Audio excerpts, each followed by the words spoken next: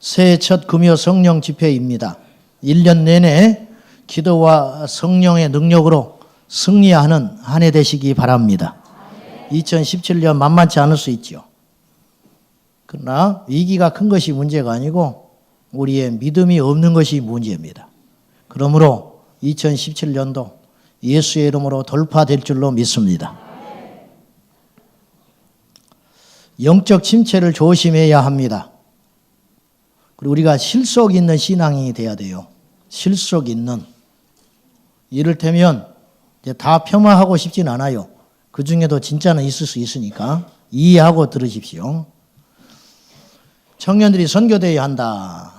뭐 너나 할 것 없이 뭐 울고 찬송하고 기도하고 선교사 가겠다고 벌떡벌떡 일어나요. 그 다음날 늦잠 자빠져 자버립니다. 네? 기도 안 해요. 그건 가짜지요. 무슨 말인지 아시죠? 실속이 있어야 한다. 영적인 능력은 마귀는 교회 자체를 무서워하는 게 아니에요. 뭐 직분 받았다고 무서워하는 게 아니에요. 그걸 무서워하는 게 아니고 우리 안에 영적인 내공이 있어야 한다고. 아멘? 영적인 내공. 그것이 없으면 사람은 속일 수 있어요. 얼마든지.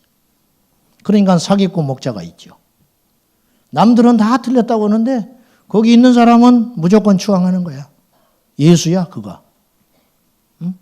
도덕적으로도 문제가 많고 사회적으로도 이건 이해가 안 가는 부류인데 거기 있는 사람은 죽기 살기로 완전히 미혹당해가지고 사람은 속일 수 있다. 사람은. 그러나 하나님은 못 속여. 그리고 귀신도 못 속여. 그러니까 사람의 혼은 속일 수 있지만 영적인 존재는 못 속인다고 말이에요. 워치만니는 유명한 말을 했어요.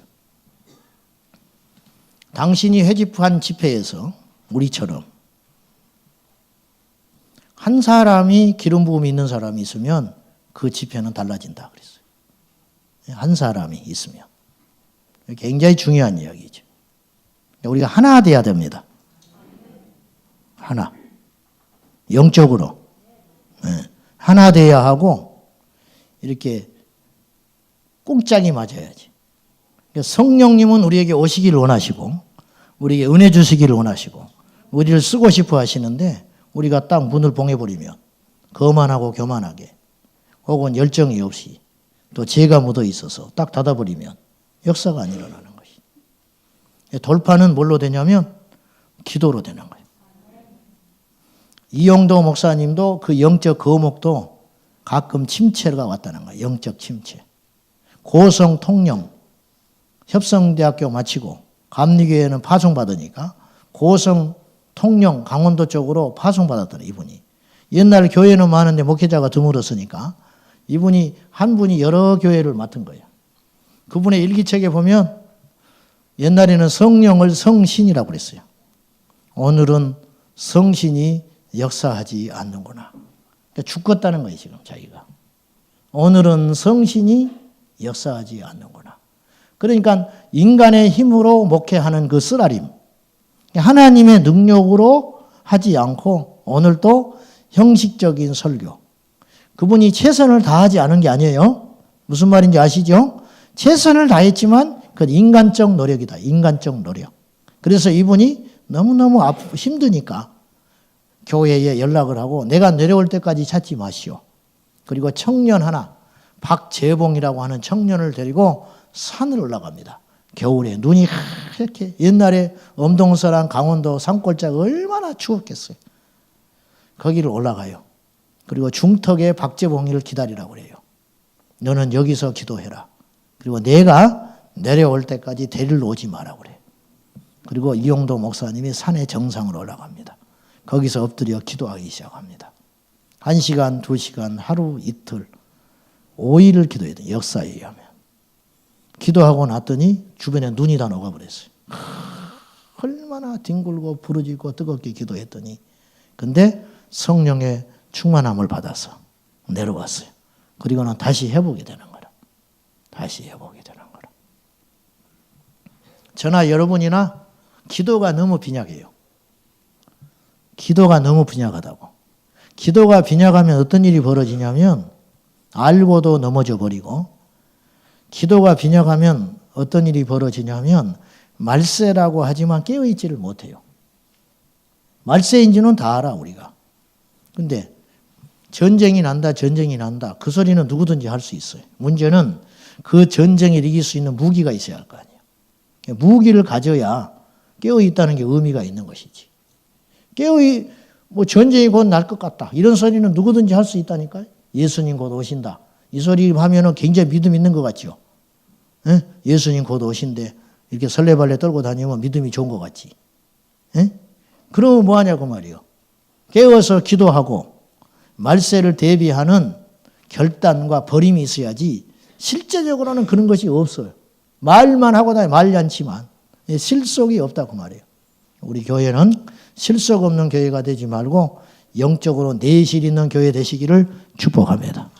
내 자신에게 하는 소리예요, 이 소리는. 로마가 300년 만에 기독교 국가가 됩니다. 아시다시피 핍박받던 기독교, 변방에 백안시 받던 기독교 신앙이 나중에 주류 신앙이 되어버렸어요. 300년 만에. 그건 첫째 하나님의 능력이고, 두 번째 보이지 않는 진짜 힘이 있었어요. 그게 뭔지 아세요? 어머니들의 기도예요. 어머니들의 기도. 무슨 말이냐면 알다시피 로마가 엄청나게 문란하고 망가진 사회였거든요. 그래서 망한 거거든요, 스스로. 근데 로마가 그렇게 엉망진창인, 부도덕하고 악하고 폐역할 때 유독 깨끗한 무리들이 나타났어요. 그들이 누구냐면 그리스도인이었어요. 그래서 그리스도인을 아내로 며느리로 삼았습니다. 사람이 변합니까? 남편, 그 집안들이 전부 엉망이죠. 그러나 이 어머니들이 자식을 낳고 말씀 안에서 기도하면서 울고 한 생애를 바쳤어요. 하나님께. 그리고 거기서 태어난 새로운 세대가 있었어요. 뉴 제네레이션. 그 세대가 로마의 주류 세대가 돼요. 거룩하고 깨끗하고 훌륭한 신사적인 그들이 로마 사회를 바꾸는 힘이 되는 거예요. 근데 그들이 어떤 사람이었냐? 크리스찬. 이게 힘이라는 거예요. 자, 제가 무슨 말을 하려고 하냐면 올해 우리 교회의 표가 다음 세대를 준비하는 교회라. 우리가 뜨겁게 기도하는 것도 가치 있고 중요한 일이지만 우리에게 더 큰 희망은 뭐냐면 우리 다음 세대가 더 기도해야 된다는 거예요. 영은 똑같다고 그래서 제가 귀에 닳도록 이야기했어요. 우리 청년들이 기도함으로 일어나야 돼요. 할머니들은 힘이 없어서 기도 못해. 배심이 없어서. 그러니까 할머니들은 1시간만 하고 기도하고 가면 우리 청년들은 2시간 해야 돼. 아멘. 아멘 했어요. 청년들 아멘 해. 아멘 했어. 이따 내가 봐야지. 웃자고 하는 소리가 아니고 우리보다 다음 세대가 믿음이 더 좋아야지. 그래야 희망이 있을 거 아니에요. 그래야 안 그래요? 그러니까 우리 자녀들이 우리보다 믿음이 더 좋아질 수 있도록 몸부림쳐야 한다 그 말이죠. 우리 교회가 그리하기 바랍니다. 자, 오늘 본문의 말씀을 이제 하겠습니다. 오늘 제목은 따라합시다. 사람인가 믿음인가? 사람의 말인가 믿음인가? 바울은 3차 전도 여행을 마치고 예루살렘으로 귀환을 해요. 1차, 2차, 3차라는 말이 어째서 구분되냐면 한 바퀴 돌고 예루살렘으로 돌아올 때 1차, 한 바퀴 돌고 두 번째 돌아올 때 2차, 한 바퀴 돌고 예루살렘으로 돌아오면 3차인데 세 번째 돌고 와서 예루살렘에 왔는데 선교 보고하고 나서 체포당합니다. 예루살렘에서. 그러니까 세 번째 전도 여행을 마치고 예루살렘에서 체포당하여 사도 바울이 벨릭스 베스도 총독, 헤롯 아그리파 이런 사람들한테 많은 변론과 재판 이런 시간들을 보내고 마침내 오늘 우리 본문은 어떤 내용이냐면 사도 바울이 로마의 시민권자지요. 로마의 시민권자이기 때문에 바울이 나중에 내가 로마 사람이다 밝혀버려요. 복음을 전할 때는 그걸 밝히지 않았는데 재판받는 과정에서 내가 로마 사람인데 어찌하여 나에게 재판도 정식으로 해부하지 않고 나를 이렇게 막대할 수 있느냐? 그냥 놀려버려요. 그래가지고 이 바울을 내가 황제에게 가서 재판받겠다. 그렇게 말하면 그 당시에는 로마 시민권자는 세계 어디에 흩어져 있든지 간에 재판을 황제 앞에서 받을 수 있는 권리를 줬어요. 그러니까 내가 로마에 가서 재판을 받겠다, 시민권자이므로 그렇게 하니까 막을 수가 없어. 그래서 백부장 율리오가 호송을 맡아가지고 이제는 로마로 가는 배를 타가지고 로마로 들어가는 장면, 이것이 오늘 본문의 내용입니다. 그러는 중에 이제 풍랑을 만나기 직전에 사도 바울이 무슨 말을 예언을 하냐면, 자, 10절 봅시다. 27장 10절 봅시다. 11절까지. 이게 오늘 본문의 중심이니까 봅시다. 시작. 말하되 여러분이여 내가 보니 이번 항해가 화물과 배만 아니라 우리 생명에도 타격과 많은 손해를 끼치리라 하되 백부장이 선장과 선지의 말을 바울의 말보다 더 믿더라. 자, 백부장 율리오가 이 말을 들어보니까 바울이 뭘 아냐 그 말이에요. 응?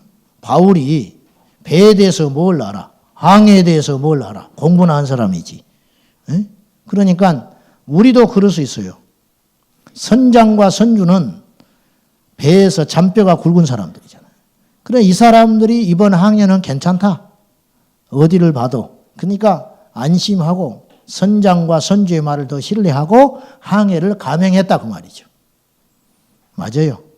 경험이 풍부한 사람의 말을 더 듣는 것은 어쩌면 인지상정이라 할 수 있어요. 우리가 현실 속에서 당하는 문제가 어떤 문제가 많냐면 거의 날마다 우리가 현실 속에서 당하는 갈등이 무엇이냐면 현실과 하나님의 말씀의 괴리감이에요. 우리 현실은 병원을 가야 할 것 같은데, 우리 현실은 나가서 돈을 벌어야 할 건데, 우리 현실은 사람을 쫓아가서 사정을 해야 할 것 같은데 성경은 기도하라 그래요. 이게 미치는 거예요. 이게. 이 차이, 이 속에서 우리는 어떤 걸 선택하면서 하느냐. 이제 오늘 이것이 오늘 본문의 핵심이겠습니다. 인간의 경험과 합리성, 상식 이런 것을 따라갈 것이냐, 아니면 하나님의 약속의 말씀을 붙잡고 인내함으로 그 길을 걸어갈 것이냐. 오늘 우리도 갈등하는 사람들이 숱하게 있을 수 있습니다. 베드로에게 예수님 오셔서 깊은 데로 가서 그물을 내리라. 결과적으로 고기를 많이 잡았으니까 뭐 그까짓 거 뭐 나도 하겠네. 그렇게 생각할지 모르나 그 명령은 결코 베드로가 받아들이기 쉬운 명령이 아니었어요. 창세기 26장을 한번 펴보시겠어요? 창세기 26장.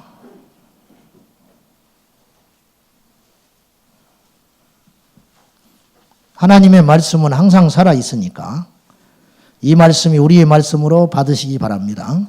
자, 창세기 26장 1절, 2절. 아브라함 때 첫 흉년이 들었더니 그 땅에 또 흉년이 들매. 이게 보통 흉년 아니에요. 어지간한 흉년이라면 이렇게 표현 안 했어요. 아브라함 때 들었던 흉년이 큰 흉년이었는데 수십 년 후에 이삭 때에 또 엄청난 흉년이 밀려 닥쳤다. 그런 뜻이에요. 이삭이 그랄로 가서 블레셋 왕 아비멜렉에게 이르렀더니 여호와께서 이삭에게 나타나 이르시되 뭐라고 그래요? 애굽으로 내려가지 말고 내가 네게 지시하는 땅에 거주하라. 그래요. 자, 이 말은 뭐냐? 지금 엄청난 대흉년, 대흉작이 그 메소포타미아를 중심으로 팔레스타인에 완전히 임해버린 거예요. 엄청난 흉전이. 그래서 사람들이 다 먹고 살 길이 막막하니까 어디로 갔냐면 애굽으로 가는 중이라. 이걸 뉘앙스로 품고 있어요. 그러니까 이삭도 어디를 가야 되는 거예요? 살려면 어디로 가라? 애굽으로 가야 된다. 근데 하나님은 그걸 막아버려요. 하나님은 그걸 막아버린다고.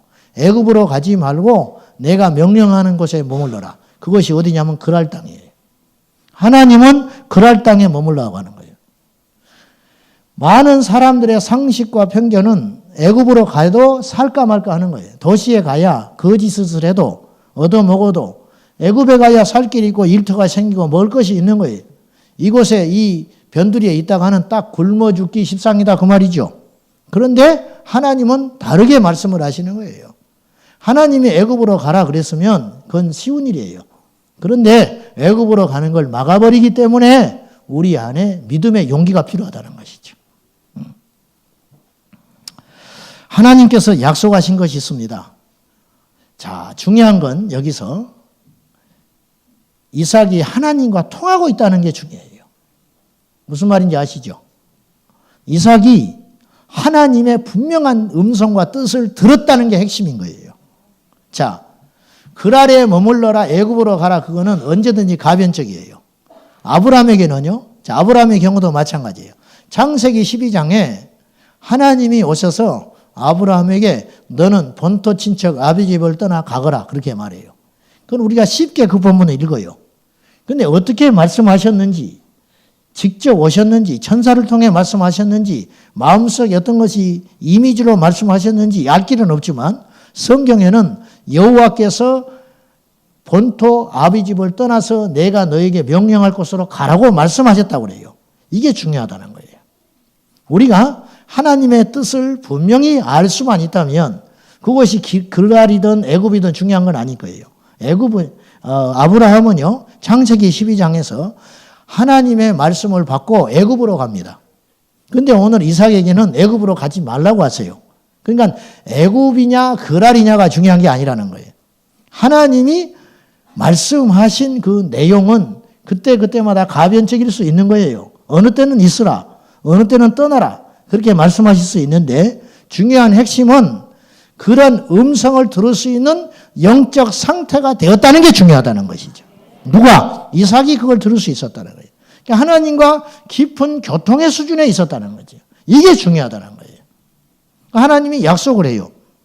자, 3절. 이 땅에 거류하면, 이 땅에 머물면 내가 너와 함께 있어 너에게 뭘 준다? 복을 준다. 여러분, 그랄 땅에는 복받은 땅이 아니에요. 흉년 들어서 죽어가는 땅이라니까요. 그런데 내가 머무르라 하는 곳에 네가 내 말에 순종하기를 한다면 어디 있는 게 중요한 게 아니고 어디로 가는 게 중요한 게 아니고 어떤 사람을 만나는 게 중요한 게 아니다. 복의 근원은 하나님이다. 여호수아서 1장에 너는 내가 너에게 명령한 이 말씀을, 이 기록된 말씀을 지켜 행하라. 좌로나 우로나 치우치지 말고 지켜 행하라. 기록된 대로 지켜 행하기만 하면 어떤 일이 벌어지느냐? 내가 너와 함께 있어. 네가 어디로 가든지 형통하리라. 우리는 어디 가는 것에 관심을 엄청나게 둬요. 어디로 가는 것에. 근데 그게 중요한 게 아니고 누가 함께 하느냐가 중요하다는 거예요. 하나님이 함께 하면 어디를 가도 승리하지만 하나님이 함께 하지 아니하면 성전에서도 저주받아요. 엘리 제사장의 두 아들 홈니와 비느하스가 홈니의 비느하스가 아니지. 그건 아론의 자손들이고 홈니와 비느하스가 성전에서 죄를 짓습니다. 그리고 그들은 심판받아서 전쟁터에 나가서 한날에 죽어버려요. 이게 뭐냐? 성전에 있지만 저주받을 수 있다. 혈통이 믿음을 유지하지 않는다는 거예요. 중요한 건 하나님의 분명한 계시와 음성을 듣고 그것에 따라 순종하는 삶의 가치가 있어 중요하다는 거죠. 자, 그러면 이삭이 이 명령에 순종합니다. 쉬워요, 어려워요? 남의 말이라고 쉽게 말하지 말고 지금 이삭이 이게 순종하는 게 쉬워요, 어려워요? 어렵지요? 어려워. 근데 이삭은 순종합니다. 인간의 본능을 억누르고 하나님 말씀에 순종해요. 인간의 본능은 애굽에 가는 거라니까요. 여러분, 본능에 따라 살면 망해요. 사람 말 쫓아가면 어떤 데는 흥할 수도 있지만 그 흥함은 오래가지 못하는 거예요. 우리 지금 오늘 저녁에 모인 우리는 어떤 결심을 하고 결정을 하고 모인 사람들이냐면 사람의 말을 따라가지 않고 하나님의 말씀을 따라 믿음으로 살기로 작정한 사람들이에요. 그렇죠? 이것이 우리의 힘이라는 거예요. 이것이 우리의 힘이라. 다행히 사람의 보편적 생각들과 하나님의 뜻이 일치하는 경우도 간혹가다가 있을 수 있어요. 그렇다면 다행이에요. 근데 그것이 맞지 않을 때는 다수를 따라가면 안 된다 그 말이죠. 인간이 합리적인 걸 따라가면 안 된다 그 말이에요. 아까 백부장이 선장과 선지의 말을 들었어요. 내가 백부장이라도 그럴 수 있다는 거예요. 근데 그 속에는 어마어마한 함정이 기다리고 있었다는 걸 모르는 거예요. 이것이 우리 인생이라는 거죠. 우리가 이런 실수를 하면 인생을 허비하고 시간을 허비하고 죽도록 고생만 하고 제자리에 돌아오게 된다는 거예요. 그러니까 우리가 믿음으로 행하지 아니하는 모든 것이 죄니라. 성경에 그랬죠? 믿음으로 행치 않는 모든 것이 죄라는 거예요. 내 생각, 내 고집, 내 결정, 내 판단을 따라 사는 삶은 믿음으로 행하는 삶이 아니라는 거예요. 그래서 우리가 2017년을 맞이하면서 우리가 어떤 결정과 결심을 하게 되냐면 내가 사람의 생각과 판단과 합리성으로 살지 아니하고 하나님 말씀에 기초한 믿음으로 살아보겠다. 결심하라 그 말입니다. 할렐루야. 올해를 어떻게 결심하자? 믿음으로 살자. 아멘. 믿음으로 살자. 사람의 생각과 사람의 이성과 사람의 합리성을 따라가지 말고 믿음의 선택을 하며 살자. 사람들은 미쳤다 할 것이고 사람들은 어리석다 할 것이고 사람들은 우리를 이해할 수 없지만 그 길이 생명의 길이고 그 길이 승리의 길이라는 거예요. 아멘입니까? 네. 하나님이 약속합니다. 네가 내 말을 들으면 내가 너와 함께 있어서 너에게 복을 주리라. 어떤 복을 받았느냐? 26장 12절. 이삭이 그 땅에서 농사하여 그 해에 몇 배나 얻었어요? 100배나 얻었다. 요새도 100배 하기 어렵습니다. 10,000원 심어서 100만 원 얻을 수 있을까요? 봄에 10,000원어치 파종해서 가을에 100만 원어치 얻을 수 있을 것 같아요? 안 그래요? 쉽지 않아요. 쉽지 않아. 기껏 만들어놔도 값이 안 나와. 여러분 천하가 6년 들었는데 이삭은 농사를 지었는데 그 땅에서 똑같이 농사 지었는데 100배 결실했다. 이게 하나님의 역사요 기적이라는 거예요. 인간의 합리성과 인간의 상식을 따라가면 인간이 노력하는 것만 얻어요. 근데 하나님의 말씀을 따라가면 기적을 얻을 수가 있어요. 이게 차이가 있다는 거예요. 100배를 얻었다는 어떤 요행수 그렇게 생각하지 말고 하나님이 함께 하신 표적이 그것이다 그 말이에요. 순종에는 대가가 따릅니다. 순종에는 상급이 따릅니다. 아멘. 예. 오늘 우리가 이 시대에 참으로 어려운 시대라고 하는데 어렵다 하지만 어렵다는 말에 미혹되고 속지 말고 믿음으로 살면 승리한다. 믿음으로 살면 일어날 수 있다. 이게 그냥 단순히 혼적으로 긍정적인 생각을 갖자 그래가지고는 안 된다니까요. 그게 아니고 하나님의 분명하고 살아계신 약속을 붙잡고 뚜벅뚜벅 가면 가는 과정은 힘들 수가 있어요. 오늘 이삭처럼. 이삭이 그랄 땅에 머물르기로 결심을 했는데 자기 아내를 뺏길 뻔해요. 시련은 온 거예요. 그러나 결국은 그 시련을 딛고 나아갔더니 승리하여 100배 결실을 했다. 이게 하나님의 약속의 말씀이라는 거예요. 우리는 때로 환경을 봅니다. 우리는 때로 상황을 봅니다. 저도 그럴 수 있죠. 사람이니까 어찌 환경과 상황을 완전히 초월할 수 있겠습니까? 그럼에도 불구하고 우리가 잠시 흔들리고 잠시 곁눈질하고 잠시 세상 사람처럼 잠깐 생각하다가 다시 빨리 제 자유로 돌아와 붙들어야 할 것은 하나님의 살아있는 약속의 말씀. 그걸 붙잡으면 산다. 할렐루야. 그 약속하는 거예요. 그래서 우리는 반대 정신으로 살아가야 될 필요가 있어요. 반대 정신, 역설, 반대 정신. 성경에는 어떤 사람이 하나님의 사람이 되고 기적의 주인공이 되냐면 반대 정신으로 살아가는 사람. 시대의 조류를 따라가지 않고 올곧게 하나님을 붙잡고 바라보고 가는 사람이 마지막 승리자가 돼요. 성경에는 그런 숱한 증거와 산 증인들이 차고 넘쳐요. 요셉이 애굽에 정착한 후에 그의 기지를 발휘하여 하나님의 은혜지만 꿈을 해몽하고 함으로 대비하지요. 7년 풍년을 잘 준비하여 7년 흉작을 대비하여 인류를 구원합니다. 애굽 사람들과 그 주변. 그 일로 인하 애굽은 굉장히 강한 민족이 돼요. 영토가 다 국고로 기속되고 주변의 백성들이 쌀을 빌리러 오고 이렇게 함으로 애굽이요 엄청나게 강한 국가가 된다고요. 그러니까 그런 상황에서 요셉은 한 민족을 살리는 사람이 된 거예요. 산 영웅인 거예요. 산 영웅. 그때 야곱이 흉년을 피하여 애굽으로 70명을 데리고 내려오잖아요. 이제 요셉이 살아있다는 말을 듣고 자 놀라운 장면이 성경에 나와요. 자, 한번 찾아봐요. 창세기 46장. 지금이 어렵다 해도 그때보다 어렵진 않아요. 그때보다 어렵진 않아. 그러니까 성경은 여러분 이걸 아셔야 돼요. 미국의 브로드웨이 같은 데 가면 어떤 연극이 30년째 공연되는 게 있다고요. 30년째. 스토리는 변해요, 안 변해요? 스토리가 변해요, 안 변해요? 뭔 말인지 모르시나? 공연을 30년째 하는데 그 스토리는 안 변해요. 주인공 이름이 변해요, 안 변해요? 안 변하지요. 주인공 이름도 안 변해. 근데 그 사람은 바뀌어요, 안 바뀌어요? 꼬부랑 할머니 됐어. 30년째. 그러니까 몇 년 하다가 바꿔. 몇 년 하다가 바꿔. 얼굴은 바뀌어져. 그러나 그 사람의 그 캐릭터, 그 극 중의 캐릭터, 대사, 배경, 환경, 스토리는 변함이 없다. 배경은 똑같은 거예요, 성경은. 오늘도 똑같아요. 오늘도 애굽이 있어요. 아멘. 오늘도 광야가 있습니다. 오늘도 만나가 있습니다. 오늘도 홍해가 갈라집니다. 오늘도 마귀가 광야에서 예수님 시험했듯이 시험해요, 안 해요? 시험합니다. 오늘도 하늘에서 불이 떨어집니다. 배경은 다르지만 똑같다. 성경에 일어나는 모든 사건과 역사와 스토리들이 오늘도 우리 이 시대에 일어나고 있음을 기억하셔야 돼요.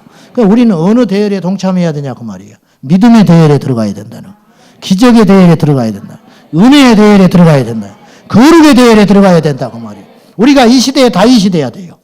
아멘. 이 시대에 한나가 돼야 된다 그 말이에요. 이 시대에 요셉이 돼야 되고.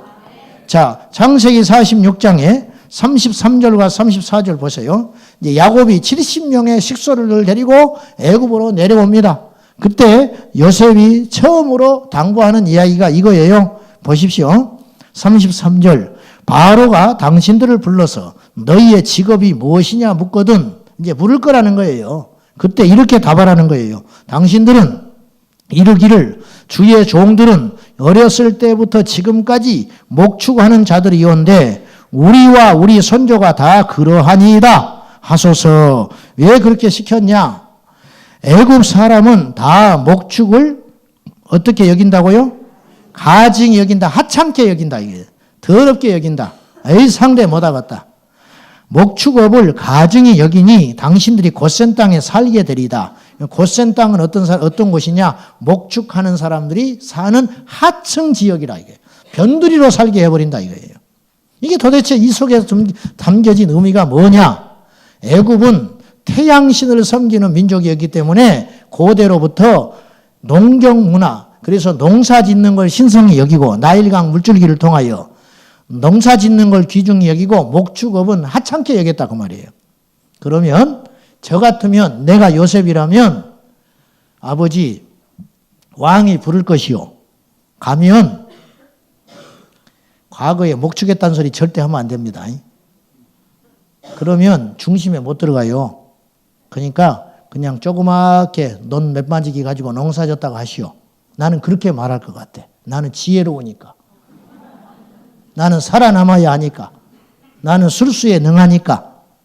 왕에게 잘 보여야 하니까. 요셉은 완전히 반대로 이야기해 버리는 거예요. 솔직하게 이야기해라. 그러면 높아지는 게 아니고 변두리로 밀려나 살 거예요. 고센 땅에 살라 할 것이요. 분명히. 근데 요셉은 일부러 고센 땅으로 내몰 심산이에요. 왜 그러냐? 여기에 숨어있는 비밀이 있어요. 애굽의 귀족들과의 결혼을 막아버린 거예요. 요셉은 살아있는 2인자 권력자입니다. 요셉에게 줄대는 사람이 한둘이에요. 요셉도 유력한 여인과 결혼했거든요. 그러니까 요셉은 공중에 나는 새도 떨어뜨릴 만한 힘이 있는 사람이에요. 그 당시. 그러니까 요셉에게 잘 보이고 줄을 대려는 사람이 줄 설 거예요. 그러니까 그의 가족, 그의 조카, 그들에게 줄 대고 가문을 맺으려고 하는 사람이 애굽에 즐비할 거라 그 말이에요. 그러나 막아버린 거예요. 목축업 천한 자기도 불이익 당할 수 있어요. 야, 요셉이 대단한 줄 알았더니 그 원래 목축업하는 후손이라며 이거 소문 쫙 나버리는 거예요. 자기 좋을 거 하나 없어요. 요셉은 성공하려고 사는 사람이 아니에요. 요셉은 말씀을 지키려고 하는 사람이라. 그리고 애국의 문화를 막아버리는 거예요. 그리고 하나님의 택한 선민의 혈통, 그 거룩함을 유지하기 위해서 이 땅에서 비천하게 살아버려라. 이게 역설입니다. 사람들은 이렇게 사는 걸 굉장히 두려워해요. 예수 믿는 사람도 두려워해. 그래서 능력이 없는 거예요, 우리 안에. 여러분, 우리가 높아지려고 하면 할수록 하나님은 낮춰버려요. 우리가 낮은 자리로 가면 하나님은 높여주세요. 요셉이 국무총리 대로 애굽에 내려간 사람이 아니에요. 요셉은 팔려갔어요. 어쩔 수 없이 간 거예요. 근데 하나님이 그를 높이심에 막을 자가 없었어요. 하늘이 무너져도 하나님이 살릴 자는 살려요. 이 민족이 석유 한 방울 납니까? 그러나 1200만 됩니다. 차가. 우리가 농사 짓습니까? 근데 쌀을 먹습니다. 옷을 만든 적이 없는데 옷을 입습니다. 하나님의 은혜입니다. 앞으로도 우리가 은혜로 살 생각을 해야지. 은혜로 살 생각을 해야지 인간의 노력과 방법으로 딱딱딱 맞춰서 살 생각을 버려라. 버려라. 그래서 얻어질 건 별로 없더라. 이 땅에 겨우 이 땅만 쳐다보고 마는 인생. 그렇게 살지 말고 우리에게 진짜 좋은 날은 오지 않았다 그랬어요. 우리에게 진짜 소망의 날은 오지 않았어요. 그날이 옵니다. 그날에 우리가 부끄럽지 않게 예수님 맞으려면 하늘의 소망 정신으로 살아야 한다는 거예요. 하늘의 소망 정신. 요셉처럼 행동하기가 쉽지 않다는 거예요. 국무총리 되는 것보다 더 어려운 건 이 결정이에요. 어떻게 노력하고 비굴 하고 손 맺고 가서 처세 잘해가지고 올라갈 수 있는 데까지 올라갈 수 있다 이거예요. 올라간 다음에 100% 사람은 타락하고 거만해져요. 요셉은 올라가는 그 권력의 정점에 서 있을 때 하나님을 기억했어요. 이게 쉽지 않다는 거예요. 요셉도 상처가 어마어마하게 많은 사람입니다. 종으로 팔려갔죠. 감옥살이 했죠. 하나님을 원망하고 몇 번이나 세상으로 갈 것 같으면 수천 번 가야 할 사람이에요. 여러분 중에 종살이 한 사람 있어요? 여러분 중에 감옥생활 한 사람 있어요? 억울하게? 없잖아요. 없어. 근데 요셉은 하나님을 잡아요. 여러분, 하나님이 원망스러울 때가 있어요. 기도가 번번이 거절당하고 하나님은 나의 기도를 외면하시는 것 같고 그런 생각조차도 하지 마세요. 하나님이 여러분을 사랑하고 계세요. 하나님이 절대. 사람이 힘들잖아요. 뜻대로 안 풀리면 어떤 생각을 하냐면 나부터서 마음대로 살아보고 싶은 생각이 들어요. 마음대로. 그래서 옛날에 제 어릴 때 내가 왜 개를 그렇게 싫어하게 됐냐면은 사실 싫어하지는 않아요. 시간을 많이 뺏기니까 키우지 마시라. 내가 정중하게 부탁을 드리는 것이지. 엄마한테 뭔가 꾸중이라도 한번 듣고 나가면 밖에 나가면 보이는 개가 있다. 그날은 그 개는 죽는 날이라. 그냥 냅다가 다 걷다 잡아내는 거예요. 우리 집 개든 남의 개든. 화풀이 할 대상이 개밖에 없어. 이리 와라 쫑아 그러다가 오면 발로 잡아내는 거예요. 이렇게 더러운 인간이 내가. 그러니까 동네 골목에 쫙 나타났다면 개들이 꼬리를 감추고 깨갱 하고 도망가 버려요. 전부 쓰레기통에 숨어버리는 거. 한 번만 차버리면 그렇게 되거든요. 자, 내가 마음에 여유가 없으면 날씨가 따뜻한 것도 불만이라. 내가 마음에 여유가 없으면 길에 가는 차도 불평거리가 되는 거예요. 나하고 아무 상관이 없어요. 내가 차를 사주기를 했어. 그 차가 나를 들이받기를 했어. 아무 상관이 없어. 들에 핀 꽃도 싫은 거예요. 내 마음이 힘들면. 그러나 요셉은 어쩌면 이렇게 건강한 자아상을 갖고 있는지 몰라요. 하나님의 은혜지요. 하나님의 은혜. 자, 다시 돌아가서 반대 정신으로 살 필요가 있다. 세상과 거슬러서 반대 정신으로 살라. 바울이 감옥에 죄수의 몸으로 로마에 압송돼 가는 신세가 무슨 힘이 있습니까? 근데 바울이 보십시오. 유풍당당. 전혀 기죽질 않습니다. 생사초월, 이 땅 초월 모든 걸 버렸기 때문에 바울은 힘이 있는 거예요. 빌립보서 3장에 우리의 시민권은 3장 20절에 우리의 시민권은 저 하늘에 있다. 그러니까 하늘의 시민권을 가진 자가 왜 이 땅에 연연하냐?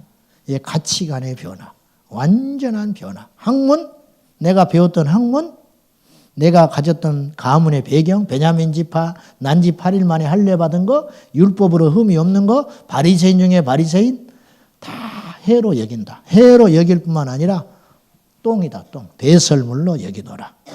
그러면 내가 뭐 때문에 그렇게 변할 수 있었는가? 예수 그리스도를 아는 지식이 가장 고상하기 때문이다. 이걸 알아버린 거예요. 알아버린 거.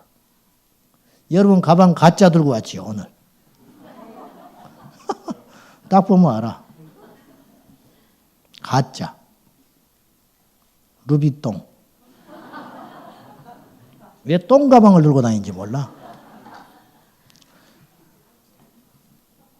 진짜를 갖고 다니면 가짜 못 들고 다닙니다. 그럴 것 같아. 그럴 것 같아. 못 들어. 누가 뭐라고 그러나? 진짜인지 가짜인지 옆에 사람 관심도 없어. 무슨 가방 들고 다니지 관심도 없어. 자기 혼자 죽겠는 거야.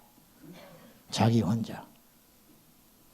하나님의 나라를 알면 이 땅이 작게 여겨지는 거예요. 근데 하나님의 나라를 보지 못하기 때문에 이 땅이 커 보이는 거예요. 같은 원리라는 거예요. 같은 원리.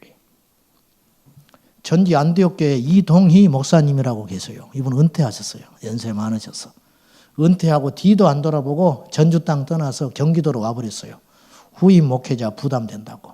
엄청나게 큰 교회를 이루고 나이 49에 개척해서 깡통교회, 선교의 70%를 쓰는 교회.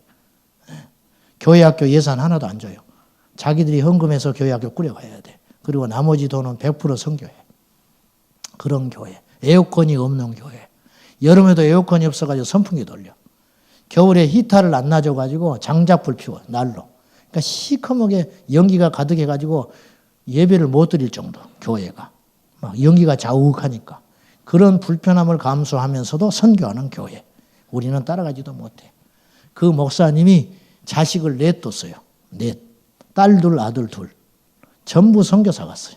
아프가니스탄, 필리핀, 키르키스, 그 다음에 인도네시아. 전부 3호 혹은 선교사로 100% 다 보내버렸어요. 자식들.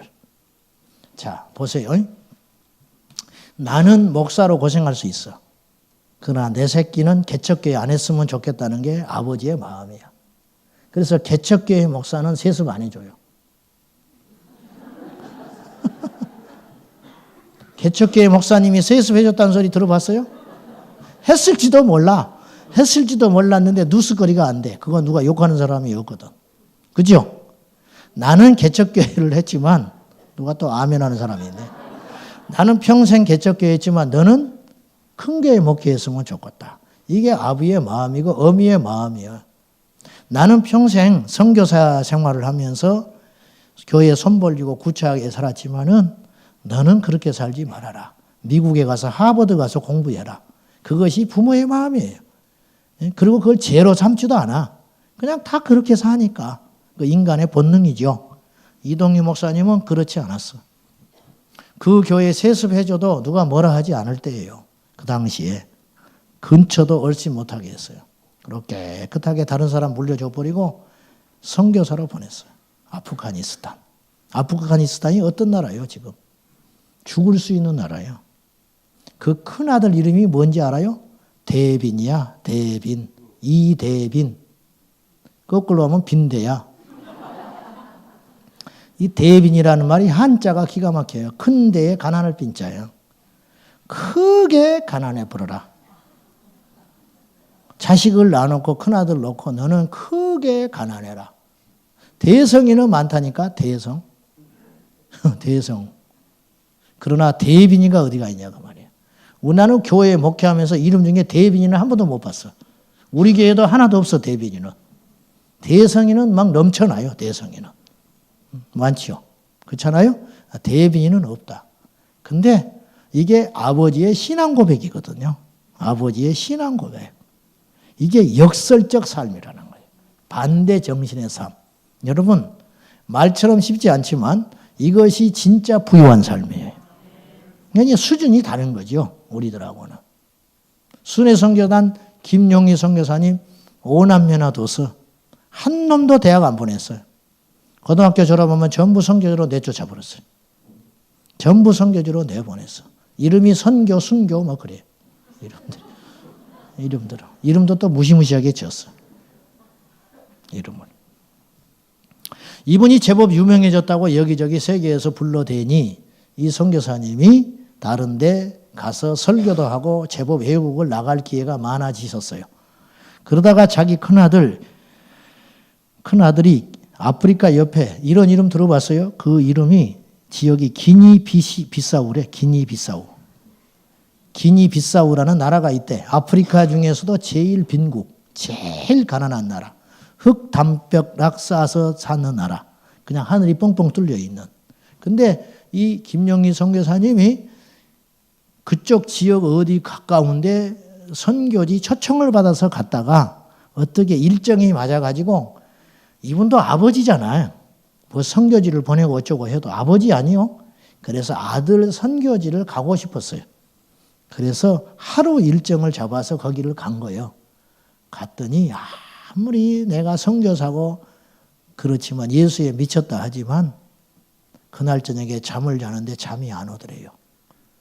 둘이 딱 누워있으면 안성맞춤인 작은 토단방 거기서 자식은 누구보다 귀한 거 아니에요? 누구든지 어떤 부모에게든지 어디다 내놔도 뒤처지지 않는 자식인데 그 똑똑한 큰아들 하나님께 딱 바쳤더니 아프리카 제일 가난한 나라에 와서 지도에도 나타나지 않는 나라 말도 안 통하는 그 나라에 와서 내 아들이 선교한다고 거기서 있다. 거기서 하룻밤을 둘이 지새우고 잠이 안 오더래. 그래서 새벽녘에 일어나가지고 벽지를 쭉 찢었어요. 종이도 없어서 벽지를 찢어가지고 거기다가 뭐라 쓰고 돌아왔어요. 몇 년 후에 당신 생일날 어떻게 온 가족이 모이게 됐대요. 그래서 작은 케이크를 하나 놔두고 생일 축하하고 파티하고 그러는데 거기서 그 아들이 수년 전에 자기도 잊어버렸던 그 편지를 이야기하더랍니다. 그때 아버지가 저한테 이렇게 써줬어요. 뭔데? 아들아, 우리 이 땅에 변두리에서 살다가 천국 중심에서 만나자. 그렇게 써줬다는 거예요. 그 편지 제가 가슴에 안고 삽니다. 그러더라는 거예요.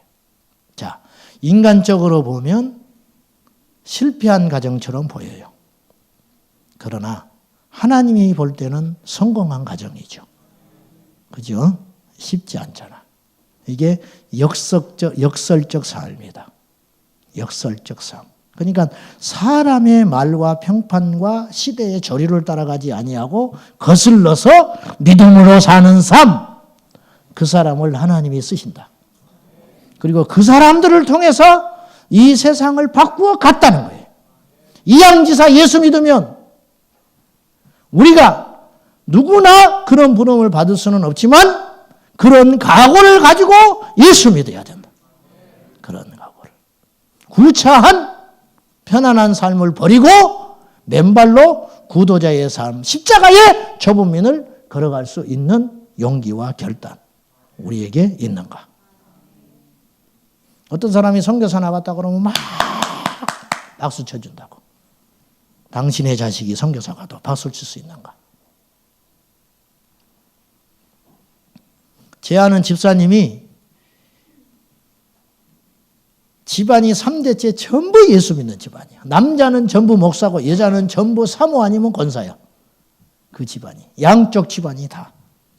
자기 누님이 그렇게 믿음이 좋아. 권사님인데. 뭐 기도하는 거 이루 말할 수도 없고.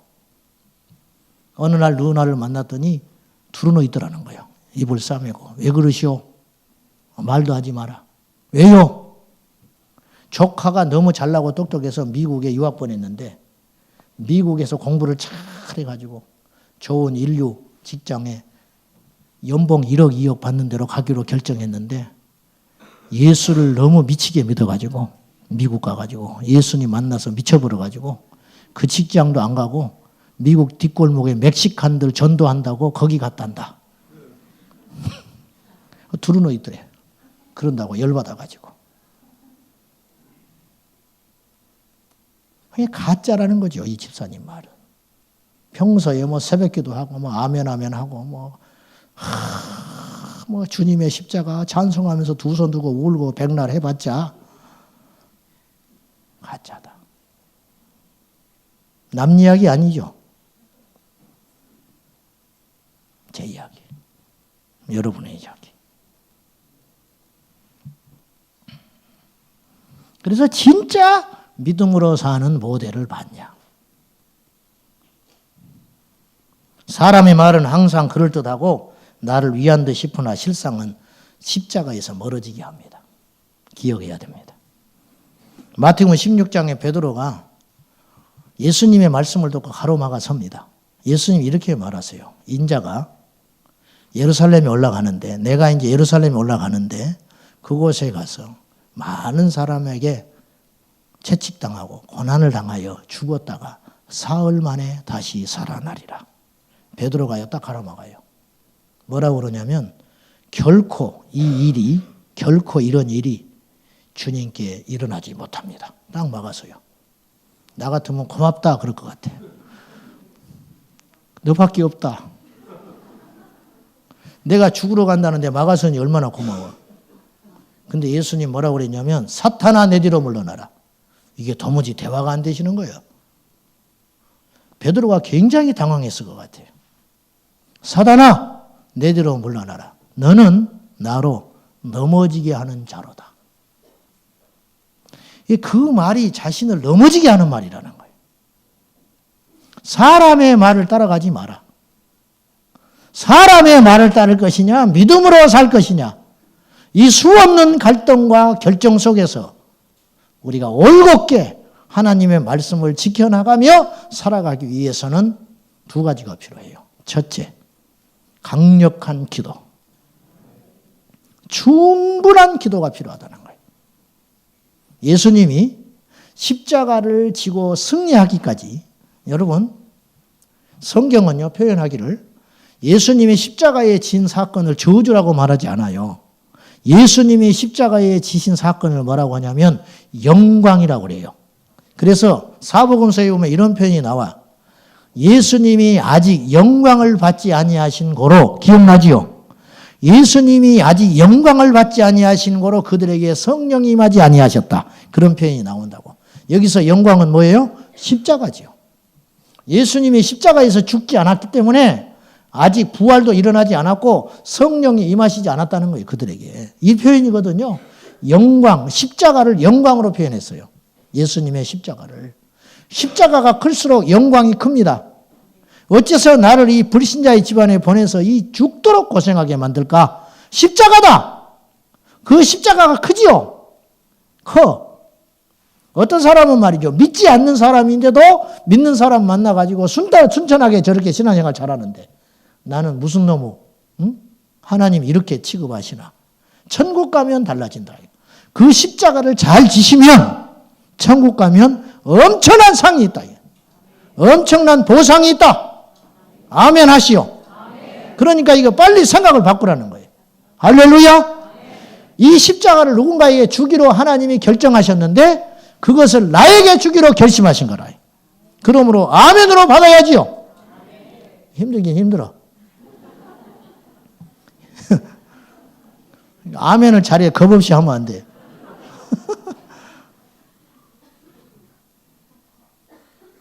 김지사님 아멘? 아멘 못 해버리네. 아멘 하라니까.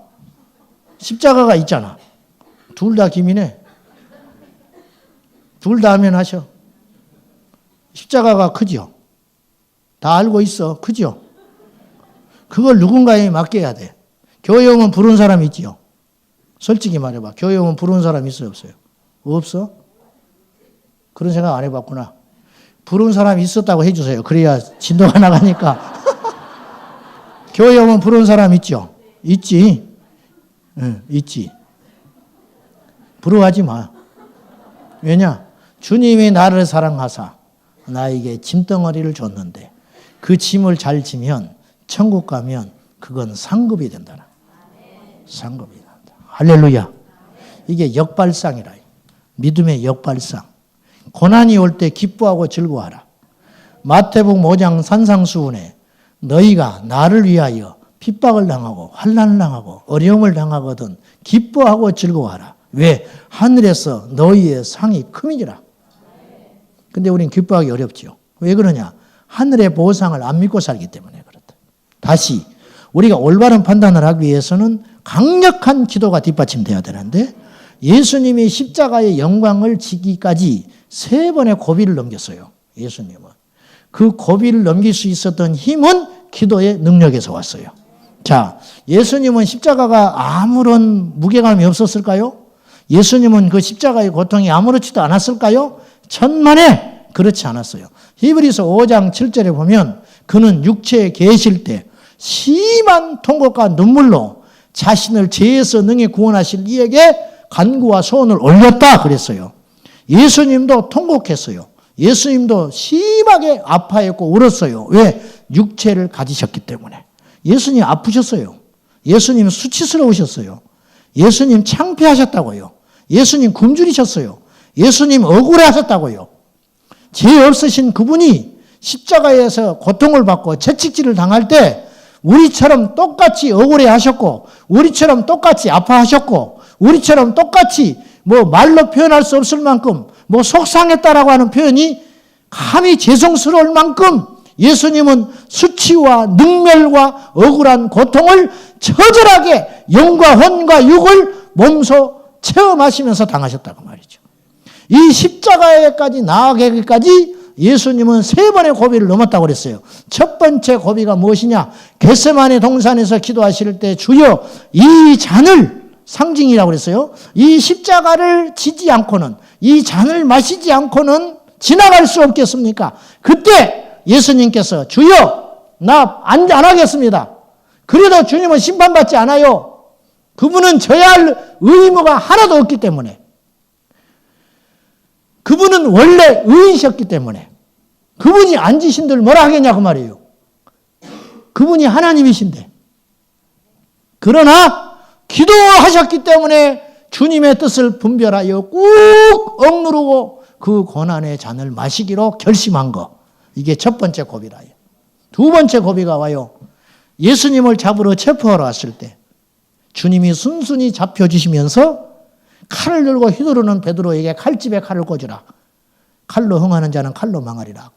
말고의 길을 붙여주시면서 예수님이 이렇게 말씀하셨어요. 내가 12영, 12군단을 말합니다. 12군단이나 더 되는 천사를 불러다가 내가 이들을 멸할 권한이 없겠느냐? 그러나 그 힘을, 그 권세를 쓰지 않으셨다는 거예요. 왜냐? 기도하셨기 때문에. 엄청난 기도를 하셔서 승리하셨기 때문에 그 권한을 쓰지 않으셨다는 거예요. 여러분, 힘이 없는데 힘을 휘두르는 것보다 힘을 가졌는데 힘을 절제하는 건 몇 배나 더 어려울 거예요. 그래요, 안 그래요? 여러분, 모르는 걸 아는 체 하는 게 어려워요? 아는데 모르는 척하고 있는 게 어려워요? 미쳐버리겠죠? 그게 아닌데, 그게 아닌데. 이건 기도하는 사람도 못 이겨. 누르고 있다. 모르는 걸 아는 체 하는 건 어렵다고요. 그런데 뻔히 내가 알고 있는데 옆에 있는 사람이 잘난 척하고 말할 때 쿡 참고 있는다는 거. 이게 보통 기도 갖고는 어렵다 이거예요. 사랑하는 여러분, 풍선은 바람이 빠지면 안 되듯이 십자가는 바람이 빠지면 안 되는 거예요. 말 많이 하지 마시오. 좋은 말 할 때. 자꾸 손이 이쪽으로 가네요. 이쪽으로 가야지 또. 말 많이 하지 말라고. 수다 떨지 말라고. 어울리질 않아. 그래서 중세 시대에는 침묵을 영성의 1번으로 봤어요. 침묵을. 세 번째 고비가 왔어요. 십자가에서 내려오라. 나 같으면 확 내려가서 전부 끝내버려. 말할 필요도 없어. 손가락으로 이러면 끝내버리는 거라. 근데 주님은 십자가의 그 고통을 마지막까지 처절히 견뎌내세요. 이게 패배가 아니고 승리이셨다. 마귀 앞에 엄청난 승리. 할렐루야. 그것으로 오늘 우리가 이 자리에 있는 거예요. 두 번째, 사람의 말을 따라가지 아니하고 믿음의 선택을 하기 위해서는 나의 유익과 다수가 아닌 하나님의 말씀에 대한 철저한 신뢰와 순종이 있어야 돼요. 이것이 있어야 한다는 거예요. 12정탐꾼이 가데스 바네아에 이스라엘 백성들이 광야에 나와서 12정탐꾼을 보내잖아요. 다수결의 원칙에 의해서 이스라엘이 망한 거예요. 2명이 부정적인 보고를 했고 10명이 긍정적인 보고를 했다면 이스라엘 역사는 바뀌었을지 몰라요. 그러나 다수결에 의해서 무너져 버린 거예요. 둘밖에 없다 이거예요. 둘밖에. 그때 둘을 무시하고 열의 말을 따름으로 끝나버린 거예요. 믿음의 선택을 하지 않고 눈에 보이는 대로 결정한 결과 이스라엘은 그때부터 40일을 정탐하고 돌아왔으니 40년 광야 생활을 하나님께서 명령해 버리시는 거예요. 사흘길이면 갈 길을 40년을 머물다 갔다. 들어갔다면 어떤 역사가 일어날지 몰라요. 이것이요. 우리가 믿음의 선택을 하지 않고 사람의 결정과 선택을 하면 인생을 허비하기가 쉽다는 거예요. 결론, 2017년에는 사람의 말에 치우치지 말고 우리가 하나님께 믿음으로 반응하는 멋진 한 해 되시기를 예수님의 이름으로 축원합니다. 할렐루야. 가난해도 좋습니다. 또 아멘 안 해버리네. 정말 가난해도 좋다. 그런 사람만 아멘 하시오. 그러면은 이길 수 있어요. 무시당해도 좋다. 예수님이 인정해주면 그만이다. 뭐가 그렇게 중요하냐 그 말이요. 하루하루 믿음으로 살다가 나중에 눈 떠보니까 천국이라 그러면 되는 것이지. 뭘 복잡하게. 내일 일은 난 몰라요. 할렐루야. 하루하루 살아요. 내일 일을 염려하지 마라. 내일은 내일이 염려할 것이요. 오늘 한날의 괴로움은 내게 족하니라. 할렐루야. 기도합시다.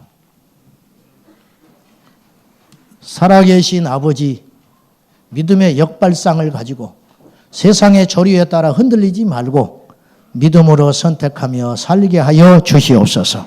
오늘 우리가 새해 첫날 하나님께 믿음으로 결단합니다. 눈에 보이는 것 따라가지 아니하리라. 사람의 말에 따라 살지 아니하리라. 믿음으로 살리라 결심했으니 도와주시옵소서. 예수님의 이름으로 기도하옵나이다. 아멘. 손에 있는 무게보다 주를 더 사랑하십니까? 다시 손에 있는 무기보다 주를 더 사랑하세요? 어차피 무기도 없는데 뭐. 그러니까 우리는 주님을 사랑하기가 쉬워요. 그죠? 네, 그러니까 주님만 사랑하면 돼.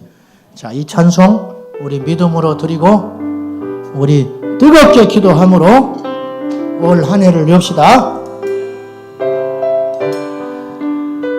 목에서 핏줄이 생기도록 찬송해.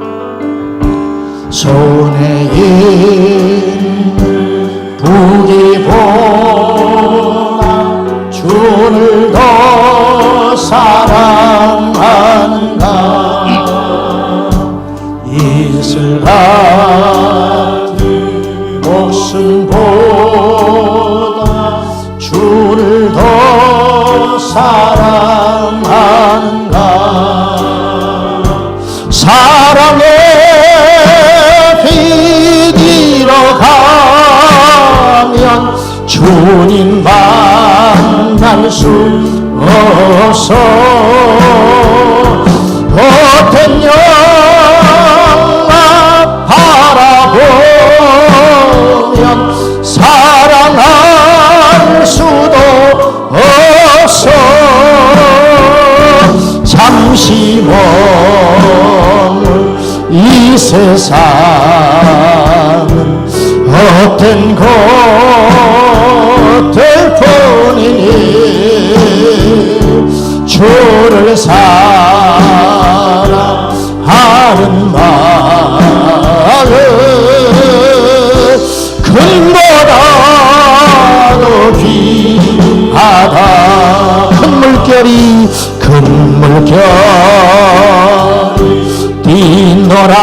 뛰놀아도 주를 더 사랑하는가.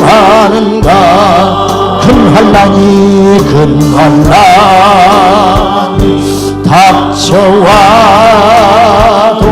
주를 더 사랑하는가. 깊은 잠에 빠진 영혼 주님 만날 수 없어. 근심 거쳐 많은 잔을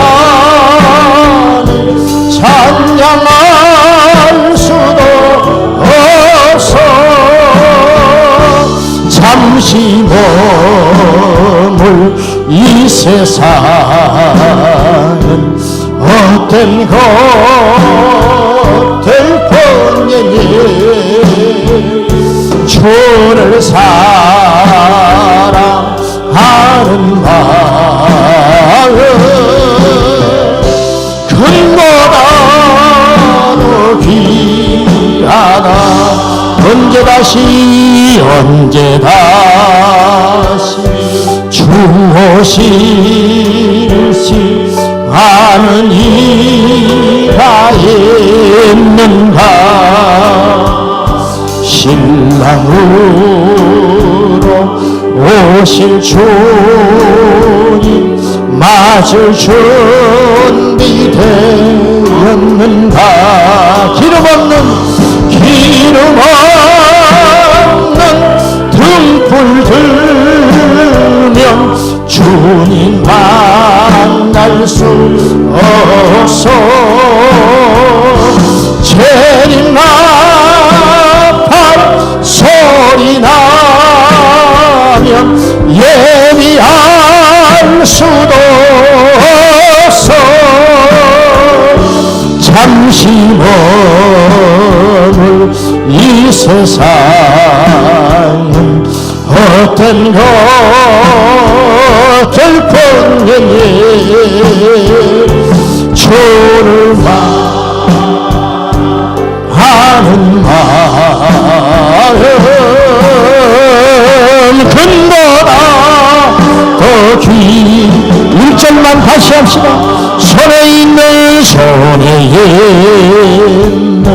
부귀보다 주를 더 사랑하는가. 이슬 같은 목숨보다 주를 더 사랑의 빛 이뤄가면 사랑의 빛 이뤄가면 주님 만날 수 없어. 헛된 영화 바라보면 헛된 영화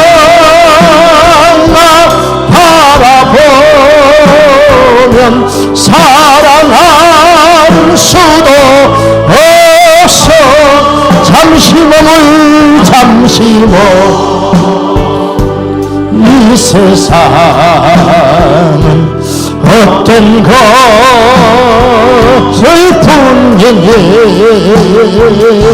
주를 사랑하는 마음 금보다도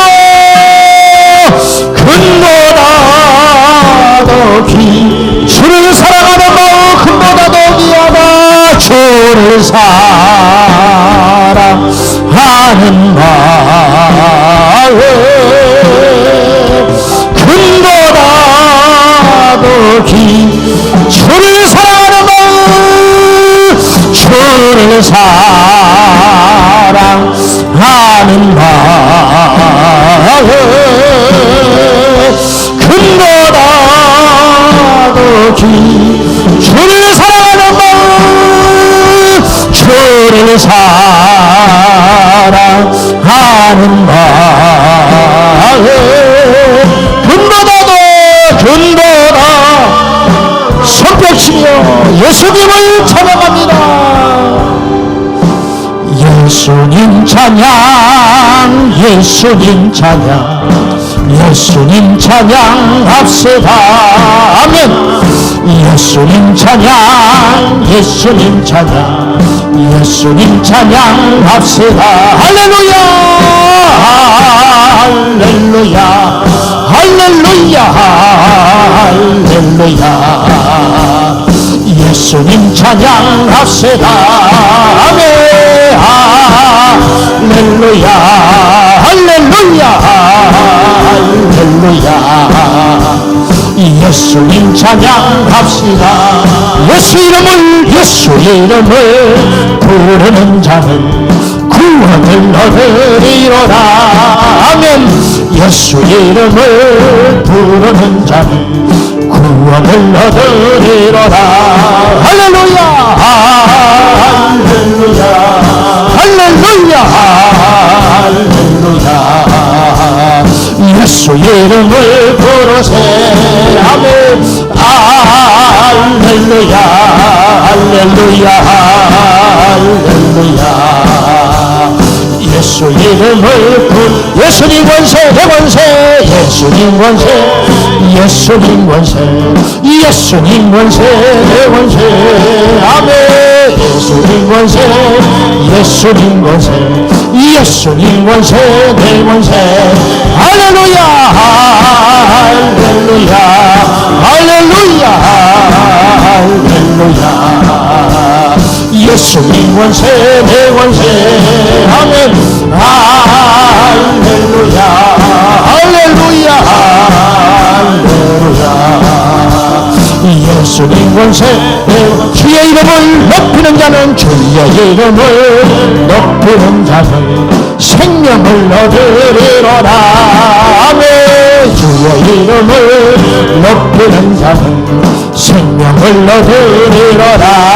할렐루야 할렐루야 할렐루야 할렐루야 주의 이름을 높이세. 아멘 할렐루야 할렐루야 할렐루야 주의 이름을 예수님을 찬양합니다. 예수님 찬양 예수님 찬양 예수님 찬양합시다. 아멘 예수님 찬양 예수님 찬양 예수님 찬양합시다. 할렐루야 할렐루야 할렐루야 할렐루야 예수님 찬양합시다. 아멘 할렐루야 할렐루야 할렐루야 예수님 찬양합시다. 두 손 들고 예수 이름을 부르는 자는 예수 이름을 부르는 응답을 받으리로다. 응답을 받으리로다. 아멘 예수 이름을 부르는 자는 응답을 받으리로다. 할렐루야 할렐루야 할렐루야 할렐루야 예수 이름을 부르세. 예수 이름을 부르세. 아멘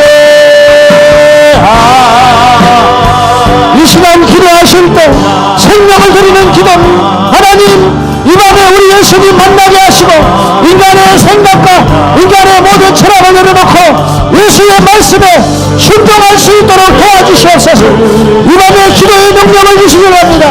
예수님 만나기를 위하여 주님의 성원 부르